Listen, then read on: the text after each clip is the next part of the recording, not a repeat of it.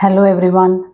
I welcome you all to ATM Creations and I welcome you all to this Mandala challenge too. Let's begin. In this mandala, I marked angles at every 45 degrees. I'll tell you the radius of these circles. The first one is 2.2, 5.9, 8, 10. So once I drew all the grids, I took this pro circle again. I think this is the fourth circle.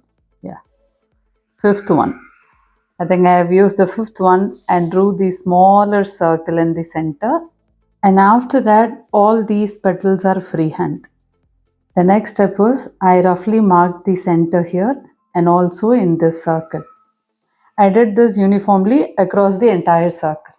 The next step was to draw this curve freehand everywhere and then this eye shape also freehand. And then from this point, I drew this curve to the center of the circle and then join these two center points using another curve. Now my next story is the subsequent growth in my profession, how it happened. Now I told you I learned all about e-learning at Wipro Technologies and then I had quit my job. I'm not naming the university here, but I'll tell you in one of the premium universities in Tamil Nadu, I went there to use their college campus for creating a small documentary. And that was my first documentary creation. I was working for another university and I was assigned the job of documentary creation. So to create documentary, I went to the university that I am talking about now. Took permission from the vice chancellor of that university and went to that institution. I had to coordinate with various departments of that university to get my documentary done. I did that, and I also hired a video editor. At that time, Krishna Shiram were too small, so I hired a video editor and got the editing done.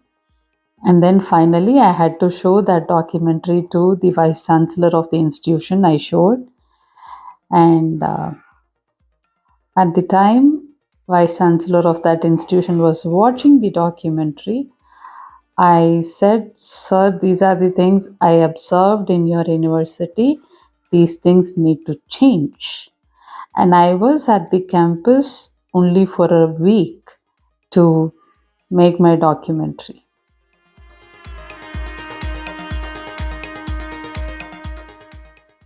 And then I proposed an idea to that vice chancellor of that institution. He said, Radha, this idea will work better only if you propose this idea to another person. Who is that person? A Government of India official in a very top position. I'm not going to name the position or name the person here because I don't have rights to do that, but I'll tell you the overall story. And in this conversation, the vice chancellor of the university where I created a documentary became a very good friend of mine. And he said, Radha, you need to propose this idea to that official. I said, okay, if you suggest that, then give me two things. One, a recommendation letter addressing to that official, and another thing, get me an appointment to meet that person. And now, Vice Chancellor smiled at me and said, Radha, I am not going to spoon feed things to you, but I'm willing to help. So, what you need to do is, you need to go ahead, do whatever is required to get the appointment. The moment you say you have gotten the appointment, let me know. I'll give you the recommendation letter. I asked him, are you sure, sir? He said, yes. And I also asked him, "Are you saying this because it's not possible for me to get the appointment?" And then he smiled at me and said, "Generally, it is not possible, but I know you can make it possible, so go ahead and do it. I'll give you my recommendation letter." I said, "Okay, let me give a try. No harm in trying." And when I was trying to talk to that official, Government of India official, luckily he was in Bangalore. And basically, his work location is Delhi. I called his office, and his personal secretary spoke only in Hindi. I spoke to him only in English. Somehow we communicated. That's a whole lot of comedy story by itself. How did we communicate? I don't know, but we communicated. And that personal secretary, what he did, he gave the mobile number of that official. And at the time I got the mobile number of the official, I didn't know how high is that position. I happily called him as if I'm calling one of my friend, but I was polite and respectful over the phone. That's a different story. I introduced myself and told him why am I calling him, and said I would like to meet you, sir. And that was 24th of June 2014. And you know what? When I called him, he was in Bangalore. And I asked him, "Sir, which place in Bangalore are you?" He told a place. "Sir, that's only 6 kilometers away from home. Can I meet you today?" I said, "For what purpose you want to meet me?" I explained the purpose. And then he said, "If for this purpose you have to meet me, you need to come and meet me at Delhi. I'm not meeting you in Bangalore." I said, "I'm willing to come to Delhi, sir. Give me an appointment." He said, "Rather, the appointment is tomorrow morning, 10 a.m. What? Yes, 25th June, 10 a.m. Come and meet me at my office." I said, "Okay, sir." The first thing I did was to book my tickets, flight, obviously. So the time was already 4 p.m. when I booked my tickets, but I need recommendation letter, no?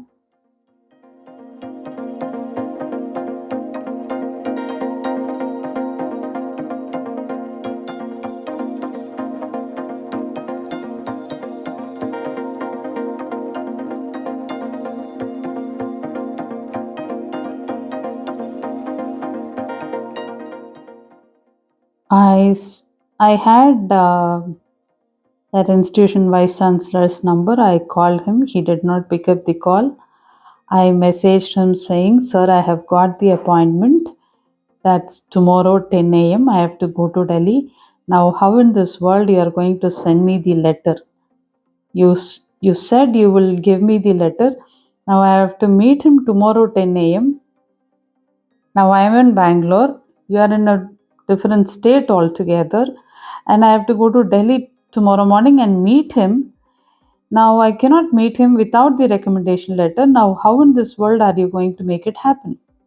And he said, um, I messaged him a whole lot of things, and for none of my messages, I received any text response or call from him. So I thought he's not going to stick to his commitment. But after about 30 minutes, I received a call from that vice chancellor's personal secretary or technical assistant. Some name it is, I don't remember exactly. And that technical officer, yeah, TO, technical officer. And that technical officer is my friend till date. Okay, we are so close friends. So what he did was he called me and said, "Madam, our vice chancellor asked me to send this letter to you, and what I'm going to do is I'm sending the letter by fax to Blue Dart near Bangalore Airport. So tomorrow morning, before your flight, go a little early, collect the letter from Blue Dart office, and then fly to Delhi." I said, okay. And the next morning, I went to Blue Dot office by 4 a.m. and people were there doing some work. And then I said, this is what happened. And they gave me the letter. I took the letter. They only gave me an envelope too because I was so tensed up. So forgot to buy an envelope. So they only gave me an envelope. In Blue Dot envelope only, I had put that recommendation letter. I flew to Delhi, met that official too, and he said, "Radha, you seem to be a great communicator. So there is a conference that's happening. You come, and vice chancellors of many other institutions will also come. So that is the only thing that I can do to help you." At that point of time, when he said that, I never knew that one conference which I'm going to attend is going to change my life forever. And that conference was 31st July. That is the next month. So I had to fly to Delhi again. I did, and I was asked to present on a topic that I proposed to that Government of India official. I did that. Of course, I was extremely nervous because I was the only person who was out of the system and sitting in that hall.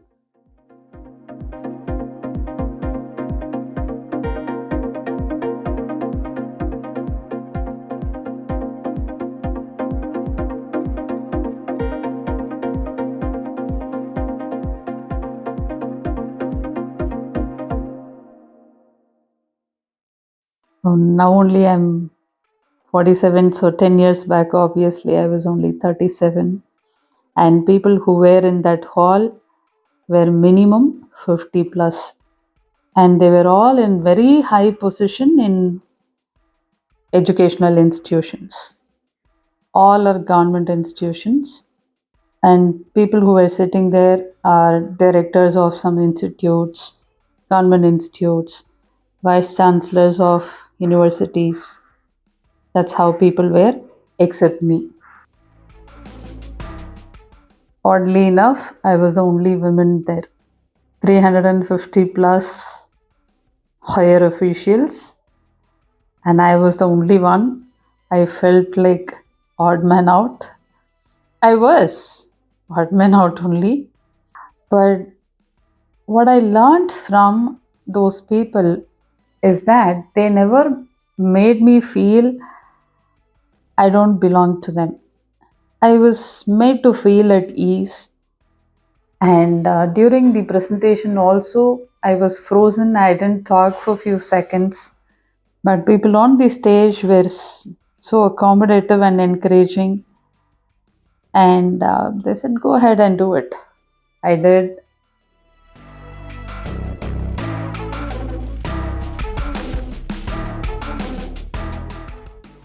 And when my presentation got over, this Government of India official was like, let me give a closing remark.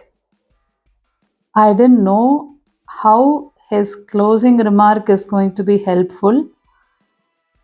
But anyway, it is because of him I'm getting to know the other institutions. No? So I kept quiet when he said that. He gave a closing remark. So I never knew that he's head of all the other institutions that were there. So he gave the closing remark, and I said, thank you, sir. And immediately after my presentation was the lunch break. And during that lunch break, I was standing in one corner and I was happily eating. And this official came and striked a conversation with me. And he only smiled and asked, um, do you understand what is happening here, Radha madam? I said, no, sir. You asked me to come, I came. And you asked me to present, I presented.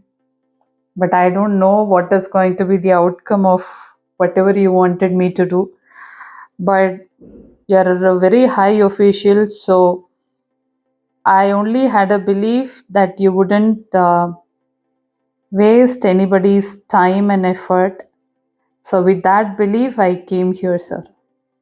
And he said, that's an amazing belief you had. And he said, so after the lunch break, you know what you need to do?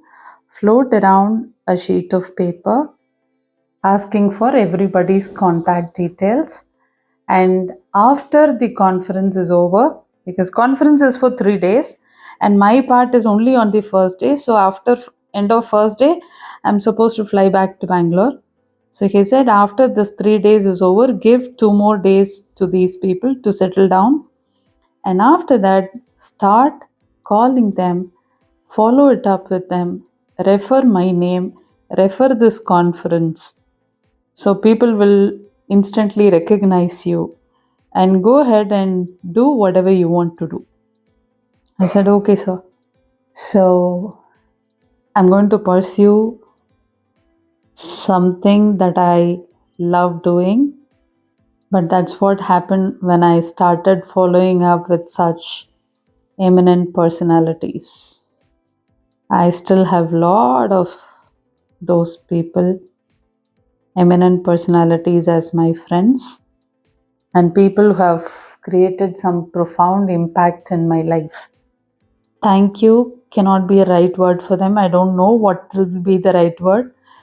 I am what I am with my profession only because of those people's guidance, blessings, and support. That is all I can tell you.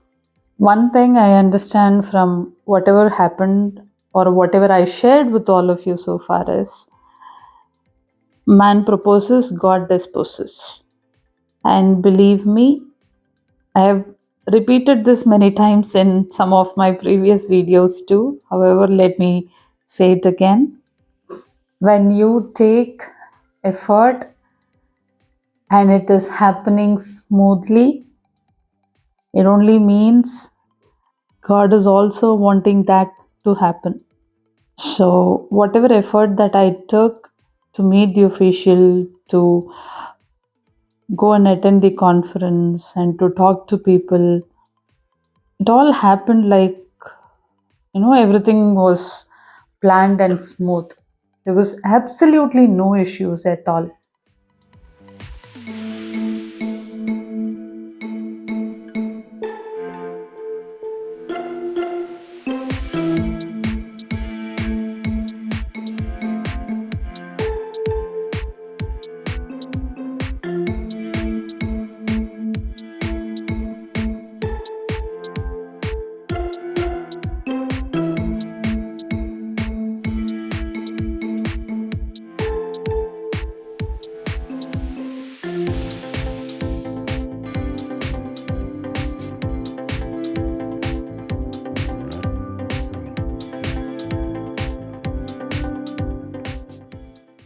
The story is not over, it will continue in the subsequent videos.